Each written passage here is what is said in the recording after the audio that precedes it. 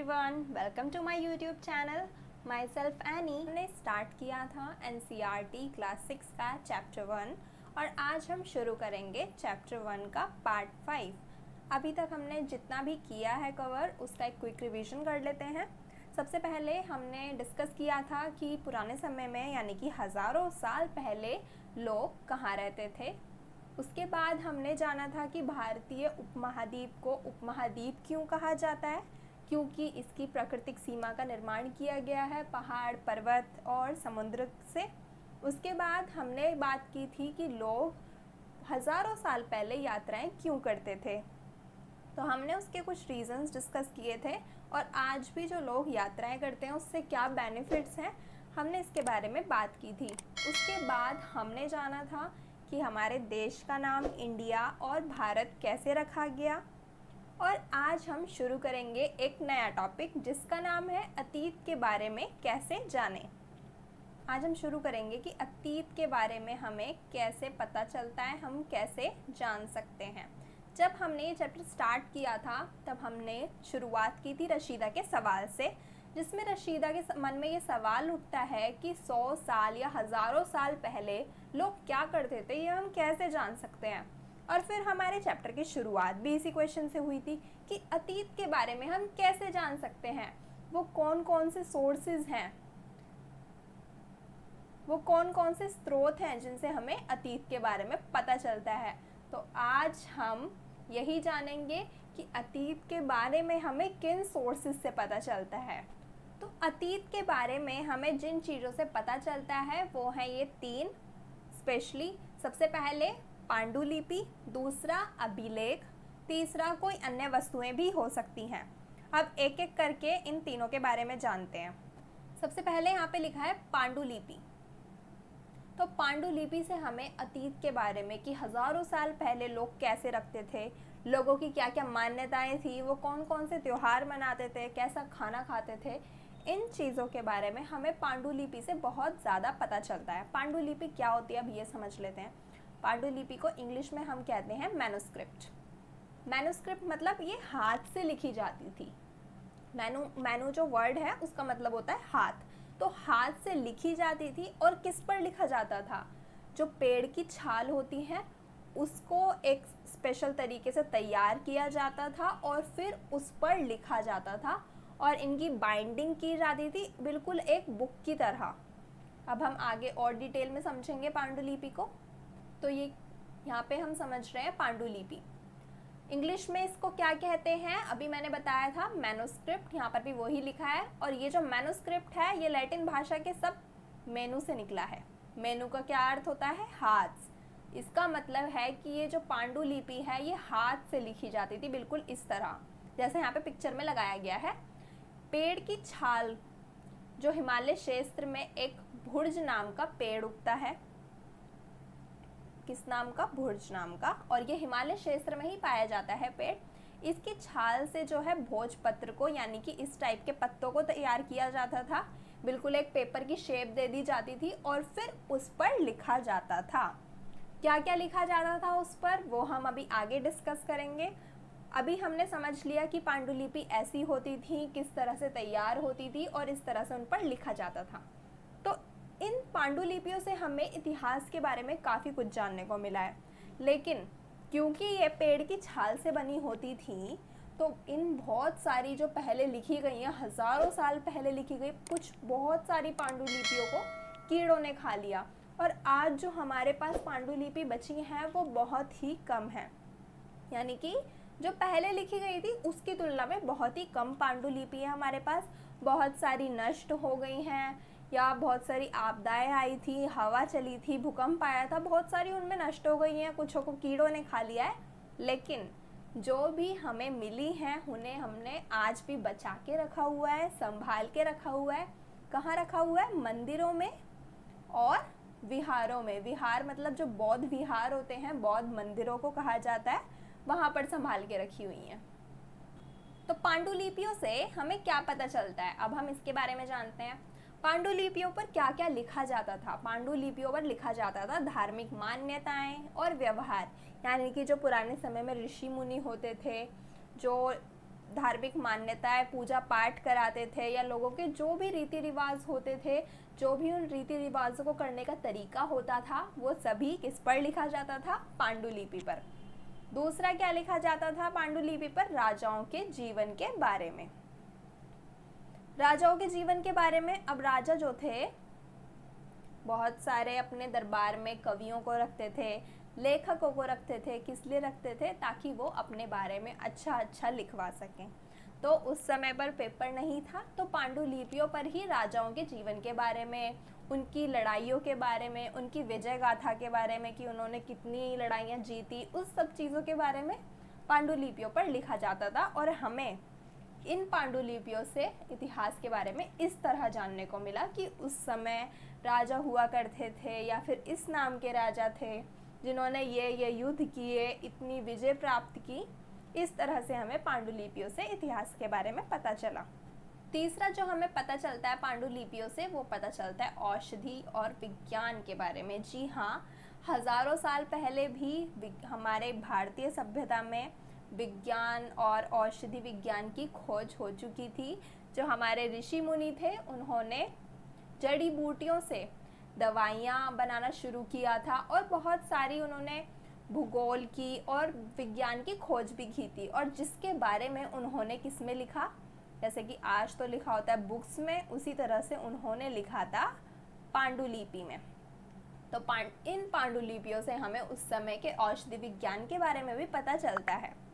अगला हमें क्या पता चलता है? महाकाव्य, कविता और नाटक।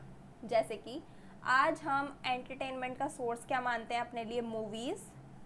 अब तो मोबाइल में भी हम काफ़ी सारी वीडियोस देख सकते हैं, है ना। थिएटर में जाते हैं, मूवी देखते हैं, टीवी में मूवीज़ देखते हैं।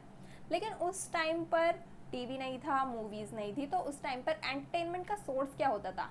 महाकाव्य। लोग कविता लिखते थे, कविता सुनाते थे, नाटक करते थे। महाकाव्य जैसे कि महाभारत, रामायण। तो जो इन सब के बारे में, या उस समय पर जो महाकाव्य थे, जो कविताएं लिखी गई, जो नाटक लिखे गए, वो सब किस पर लिखे गए? पांडुलिपि पर। जो पांडुलिपि पर हमें संस्कृत में लिखी गई बातें ज़्यादा मिलती हैं, और कुछ पांडुलिपियों पर हमें प्राकृतिक और तमिल भाषा में भी लिखा हुआ पाया गया है। लेकिन संस्कृत में पांडुलिपि ज़्यादातर लिखी जाती थी, और जो संस्कृत भाषा थी उस टाइम पर वो ज्ञानी या पढ़े लिखे लोगों की भाषा मानी जाती थी। संस्कृत भाषा हर कोई बोलता समझ नहीं सकता था। और जो प्राकृत और तमिल भाषा थी वो आम लोगों की भाषा थी। तो कुछ पांडुलिपियाँ संस्कृत में लिखी गई हैं, कुछ प्राकृत और तमिल भाषा में। अगला जो हमारा इतिहास का सोर्स है वो है अभिलेख। हमें अभिलेखों के माध्यम से भी इतिहास के बारे में काफ़ी कुछ पता चलता है। आप जानते हैं कि अभिलेख क्या होता है? अभिलेख, हमने देखा जो पांडुलिपियाँ होती हैं वो पेड़ की छाल पर लिखी जाती हैं, है ना। लेकिन जो ये अभिलेख होते हैं ये पत्थर पर या फिर किसी कठोर सतह पर लिखे जाते थे, उत्तीर्ण किए जाते थे, यानी कि लिखे जाते थे। पत्थर पर हम सिंपली नहीं लिख सकते ना, पत्थर पर तो गुदवाना पड़ता था। तो इसीलिए यहाँ पर लिखा है उत्तीर्ण किए जाते थे पत्थर पर या फिर कठोर सतह पर। जैसे कि यहाँ हम देख रहे हैं, ये एक पत्थर जैसा कुछ हमें दिख रहा है, उस पर कुछ कुछ लिखा हुआ है। हालांकि हम इसे पढ़ नहीं सकते क्योंकि ये लैंग्वेज दूसरी है। लेकिन जिन भी लोगों ने इसको पढ़ा है, समझा है, उन्होंने इससे इतिहास की जानकारी दी है कि पुराने समय में जो राजा होते थे वो इस तरह से भी अभिलेखों पर कुछ चीज़ें लिखवाते थे। तो अभिलेखों पर क्या लिखा जाता था? अभिलेखों पर राजा अपने आदेश लिखवाते थे। यानी कि आज अगर हमें गवर्नमेंट की तरफ से कोई सूचना मिलती है तो या तो वो टीवी पर आती है, या गवर्नमेंट रिटर्न में एक नोटिस जारी करती है। बड़े बड़े पोस्टर या बैनर भी लगवाए जाते हैं रोड पर, गलियों में। लेकिन उस समय पर क्या था? उस समय पर राजा क्या करते थे, जब उन्हें कोई सूचना या कोई आदेश देना होता था अपनी जनता को, तो वो इस तरह से पत्थर पर लिखवा कर बाहर रोड पे या फिर मंदिर के पास ऐसी जगह पर रखवा देते थे ताकि सभी लोग उसको पढ़ सकें। राजा अपनी लड़ाइयों की विजय के बारे में भी लिखवा देते। जो राजा लड़ाइयाँ जीत के आते थे तो अपनी विजय के बारे में भी सारी जनता में, प्रजा में उनकी चर्चा हो, उनकी महानता के बारे में पता चले, तो राजा अभिलेखों पर अपनी विजय के बारे में भी लिखवाते थे। अब अभिलेखों पर लिखवाने के फायदे क्या क्या हो सकते हैं और पांडुलिपि पर लिखवाने के नुकसान क्या क्या हो सकते हैं। अभिलेख क्योंकि पत्थर पर लिखा जाता था तो वो इजीली नष्ट नहीं हो सकता था और उसे कीड़े भी नहीं खा सकते थे क्योंकि वो तो पत्थर पर लिखा हुआ है, कठोर सतह पर। लेकिन हमने पढ़ा था अभी कितनी सारी पांडुलिपियों को तो कीड़ों ने खा लिया, कितनी सारी नष्ट हो गई, थोड़ी बहुत ही बची हैं। तो इसलिए अभिलेख जो है ज़्यादा यूज़फुल है हिस्ट्री जानने में, क्योंकि ये पत्थर पर लिखे गए थे और ये नष्ट भी नहीं हुए इतनी संख्या में। अब अगर हमसे पूछा जाए कि अभिलेख और पांडुलिपि में क्या अंतर है तो हम बता सकते हैं, बहुत अच्छे से बता पाएंगे। हम बता सकते हैं कि जो अभिलेख हैं वो पत्थर पर लिखवाए जाते थे। किस पर लिखवाए जाते थे अभिलेख? पत्थर पर। और पांडुलिपियाँ लिखवाई जाती थी पेड़ की छाल पर। जो पेड़ का हिस्सा होता है, तना होता है, उसकी छाल पर, उसकी छाल को एक अलग तरह से तैयार करके उसको बिल्कुल पेपर की तरह स्मूथ बनाया जाता था और फिर उस पर लिखा जाता था। और क्या लिख सकते हैं हम इसके अंतर में कि ये इजीली नष्ट नहीं हो सकते थे। यहाँ पे मैं लिख देती हूँ, नष्ट नहीं हो सकते थे और ये इजीली नष्ट हो सकते थे। जो अभिलेख थे वो सिर्फ राजा द्वारा लिखवाए जाते थे। राजा या तो अपने आदेश लिखवाता था या फिर अपनी विजयों के बारे में लिखवाता था। सिर्फ और सिर्फ राजा द्वारा लिखवाए जाते थे और सिर्फ जरूरी सूचना ही अभिलेखों पर लिखवाई जाती थी।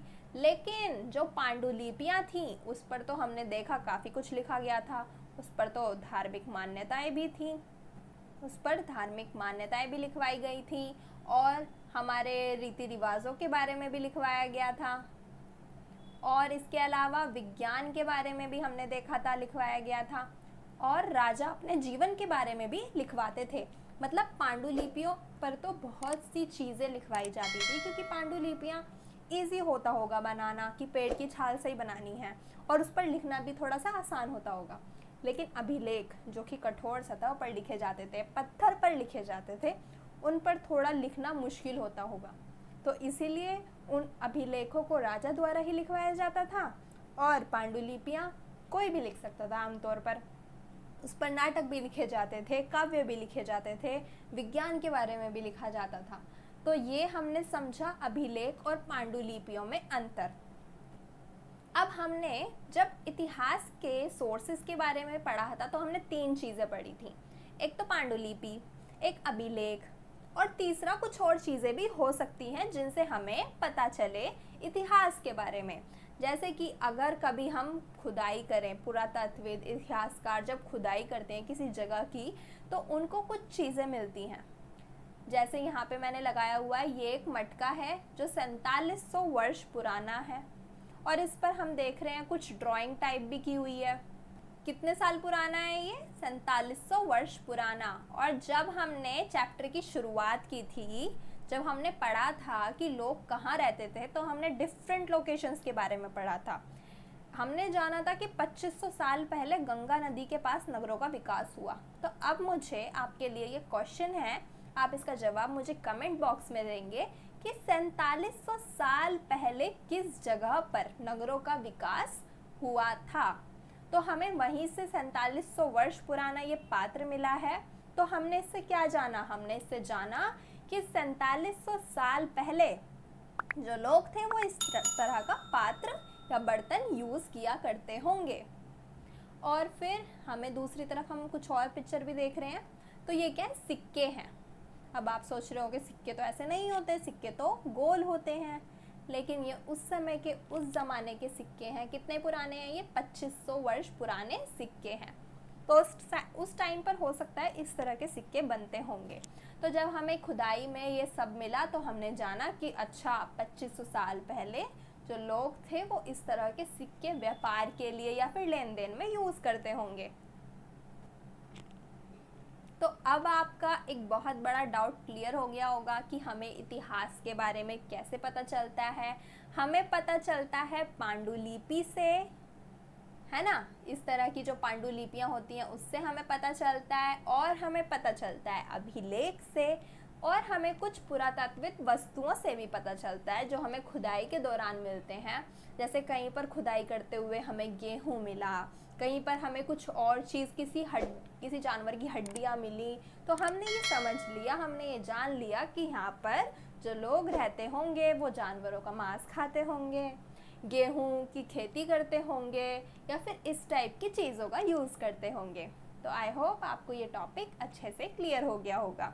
अगर आपने चैनल को सब्सक्राइब ना किया हो तो सब्सक्राइब कर लेना, बेल आइकन को प्रेस कर देना, और सोशल मीडिया अकाउंट से जुड़ने के लिए आप हमारे पेज को भी फॉलो कर सकते हैं। Thank you.